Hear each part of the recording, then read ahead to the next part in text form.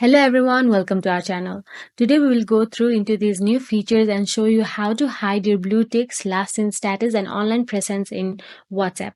Let's get started. First, open the WhatsApp app on your mobile phone. Make sure you are logged into your WhatsApp account.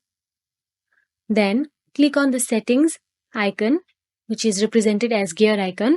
Then look for the privacy option and tap on it. Here you will find a range of privacy settings that you can customize according to your preferences. The first option you will see is read receipts. This controls whether others can see when you have read their messages. By disabling read receipts, you will prevent others from seeing the blue ticks when you have read their messages. Next, let's move on to the last seen option.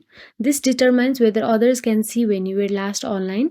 You can choose to show your last seen status to everyone, only your contact or nobody at all.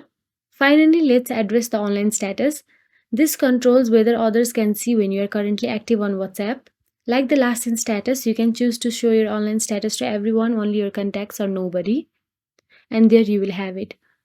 If you like this video, please give it a thumbs up and subscribe to our channel for more digital solutions and tech insights. Thank you for watching.